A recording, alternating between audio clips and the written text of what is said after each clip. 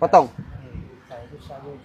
Nasi kalau juta abang Ya betul bang. Juta ori bang Ya insyaAllah. Lauk apa tu? Lauk apa tu bang? Lauk kita orang ada ayam bawang bang, ayam Bali. Oh, ayam Bali. Ni this one ayam Bali. Okey. Combine daripada ayam masak merah dengan ayam kecap. Inilah ayam Bali. Okey. Lagi bang. Kita orang ada telur sotong. Telur sotong. Wah, ni telur sotong. Ni besar dapat. Yang ni ikan bawal. Ikan bawal. Ayam goreng. Ayam madu. Ayam madu. This one ayam madu. Okey. And last daging masak hitam. Oh, daging masak hitam bang Ya betul. Cakap menu ni bang. Aduh, okey bagi saya yang set telur sotong. Telur sotong Kuah campur tak bang? Ha? Kuah campur tak? Kuah campur. Buat banjir bang Banjir boleh. Boleh nasi kandar. Telur sotong.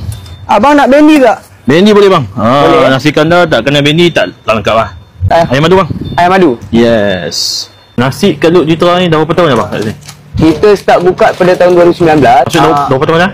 6 tahun dah. 6 tahun. Ada cawangan lain ke bang? Ke macam tu? Cawangan sekarang ni ada dekat Stesen 7 Shah Alam saja. Oh, ini satu-satunya. Ya betul. So, kalau nak tak ada tempat lain kena datang sini. Kena datang sini. Sehari bang anggaran berapa banyak terjual bang? Biasa kalau untuk hari biasa nasi boleh habis dalam 30 atau 40 kilo lah kalau hari 30-40 kilo lah. Ya betul. Okey. Kalau weekend bang? Weekend kurang lebih 60-50 lah. 60-50? Ya betul. Oi, itu 6 kampik lah tu Ya betul. Tutup hari apa bang? Kita orang tutup hari Jumaat saja. Tutup hari Jumaat. Ya betul. Pukul 9 sampai pukul 9 malam. 9 sampai 9 malam? Ya betul. 12 jam bang Kalau saya nak beritahu kawan-kawan lah, kedai ni kat mana bang? Macam mana bang? Kedai dekat Stesen 7 Shah Alam, dia belakang ICT je dekat. Belakang ICT. Okey. Okey, ni bang. Abang punya nasi balik. Mantap.